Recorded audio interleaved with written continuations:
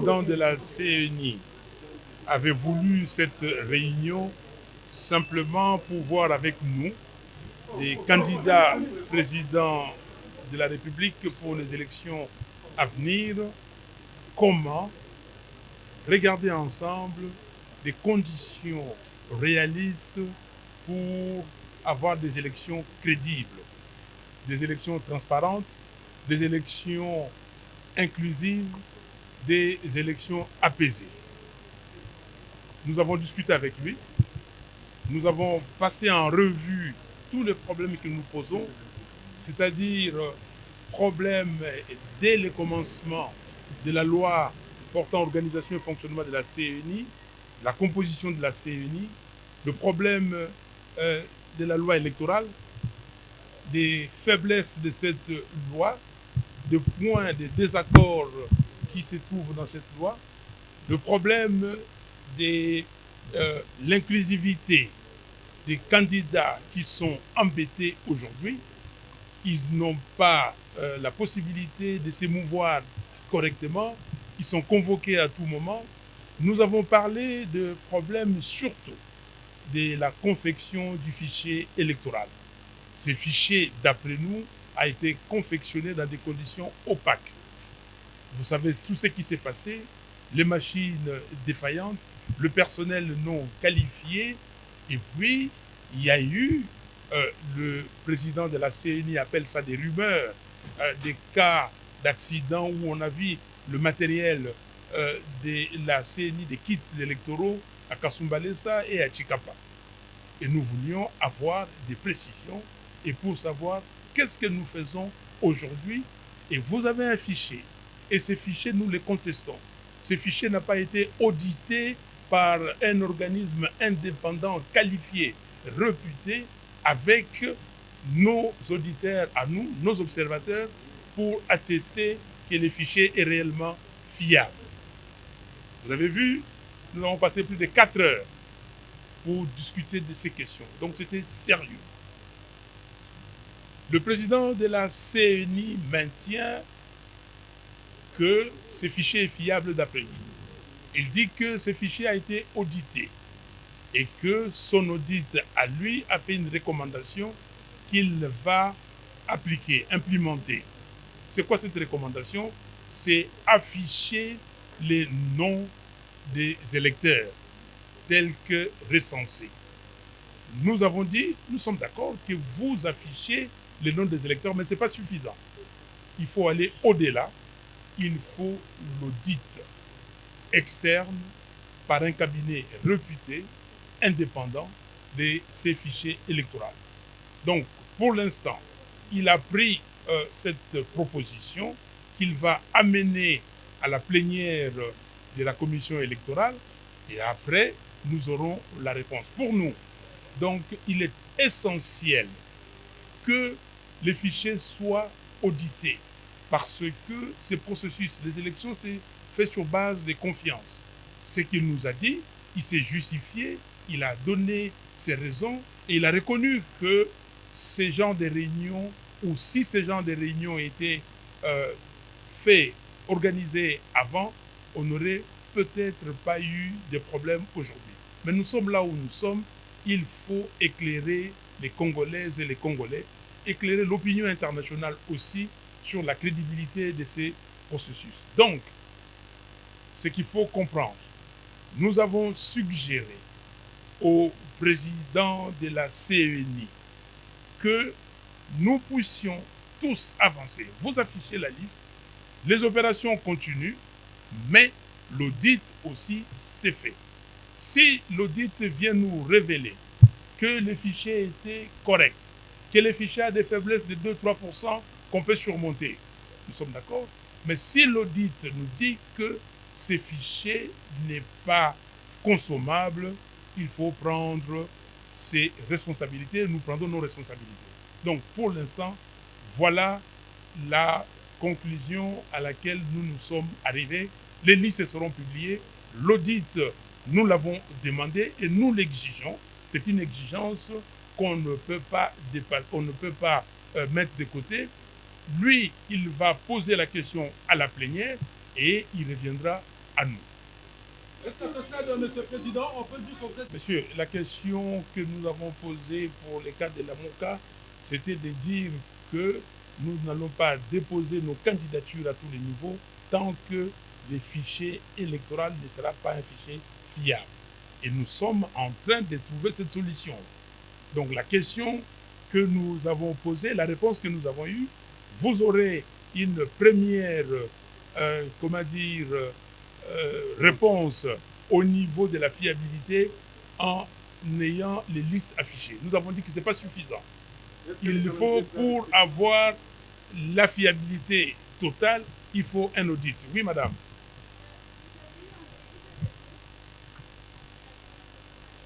Très bonne question. Nous avons suggéré que la semaine prochaine, ils reviennent à nous pour nous donner la réponse à cette question. Avez-vous évoqué les questions liées à la sécurité d'un côté, puis, on a posé des questions liées à la sécurité et à l'argent. Oui, le président de la CENI a dit que pour lui, il attend, il a 6 ou 7 mois d'arriéré et que le gouvernement a produit 100 millions qui doit être décaissé incessamment. Et la question de la sécurité, nous avons posé, mais ces questions-là, ce n'est pas à lui de résoudre parce que ce n'est pas lui qui gère le pays.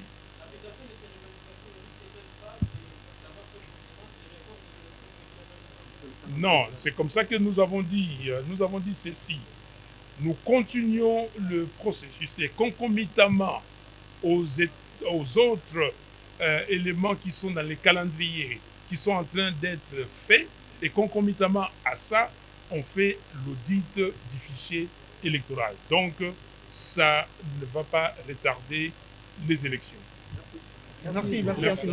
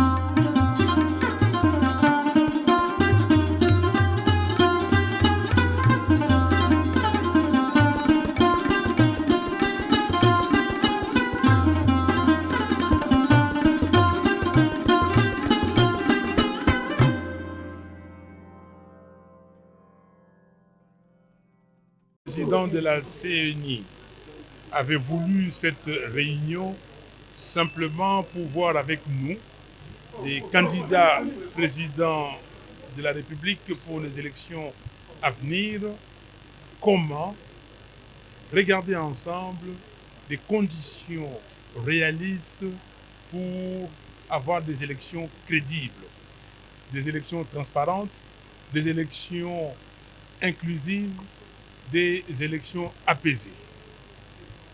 Nous avons discuté avec lui, nous avons passé en revue tous les problèmes que nous posons, c'est-à-dire problèmes dès le commencement de la loi portant organisation et fonctionnement de la CENI, la composition de la CENI, le problème de la loi électorale, des faiblesses de cette loi, des points de désaccord qui se trouvent dans cette loi, le problème de l'inclusivité des candidats qui sont embêtés aujourd'hui. Ils n'ont pas la possibilité de s'émouvoir correctement.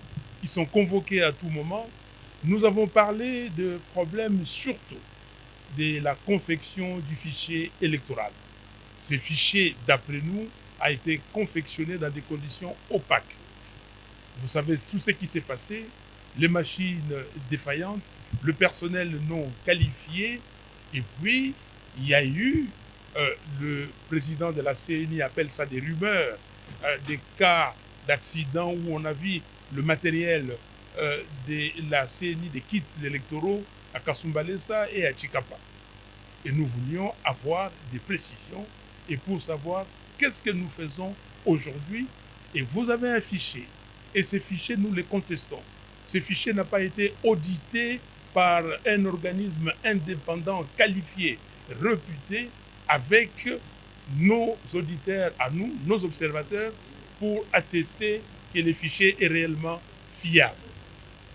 Vous avez vu, nous avons passé plus de 4 heures pour discuter de ces questions. Donc c'était sérieux. Le président de la CNI maintient que ce fichier est fiable d'après lui. Il dit que ce fichier a été audité et que son audit à lui a fait une recommandation qu'il va appliquer, implémenter. C'est quoi cette recommandation? C'est afficher les noms des électeurs tels que recensés. Nous avons dit, nous sommes d'accord que vous affichez les noms des électeurs, mais ce n'est pas suffisant. Il faut aller au-delà. Il faut l'audit externe par un cabinet réputé, indépendant de ces fichiers électoraux. Donc, pour l'instant, il a pris cette proposition qu'il va amener à la plénière de la commission électorale et après, nous aurons la réponse. Pour nous, donc, il est essentiel que les fichiers soient audités parce que ce processus des élections, c'est fait sur base de confiance. Ce qu'il nous a dit, il s'est justifié, il a donné ses raisons et il a reconnu que ces genres de réunions, ou si ces genres de réunions étaient faits, organisés avant, on n'aurait peut-être pas eu de problème aujourd'hui.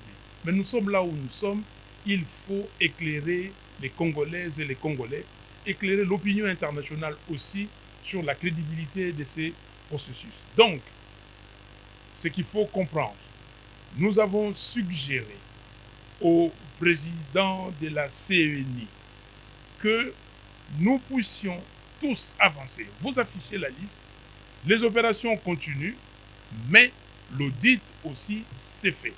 Si l'audit vient nous révéler que les fichiers étaient corrects, que les fichiers ont des faiblesses de 2-3% qu'on peut surmonter, nous sommes d'accord.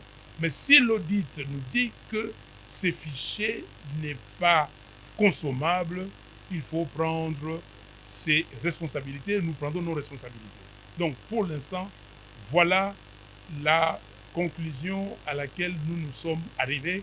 Les listes seront publiées, l'audit, nous l'avons demandé et nous l'exigeons. C'est une exigence qu'on ne peut pas mettre de côté. Lui, il va poser la question à la plénière et il reviendra à nous. Est-ce qu'à ce stade, M. le Président, on peut dire que vous êtes... Monsieur, la question que nous avons posée pour le cas de la MOCA, c'était de dire que nous n'allons pas déposer nos candidatures à tous les niveaux tant que le fichier électoral ne sera pas un fichier fiable. Et nous sommes en train de trouver cette solution. Donc la question que nous avons posée, la réponse que nous avons eue, vous aurez une première,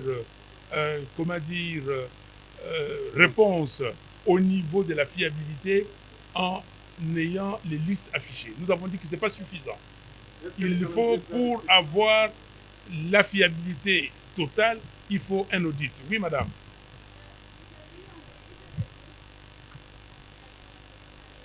Très bonne question. Nous avons suggéré que la semaine prochaine, ils reviennent à nous pour nous donner la réponse à cette question. Avez-vous évoqué les questions liées à la sécurité d'un côté puis, On a posé des questions liées à la sécurité et à l'argent, oui. Le président de la CENI a dit que pour lui, il attend, il a 6 ou 7 mois d'arriéré et que le gouvernement a promis 100 millions qui doit être décaissé incessamment. La question de la sécurité, nous avons posé, mais ces questions-là, ce n'est pas à lui de résoudre parce que ce n'est pas lui qui gère le pays.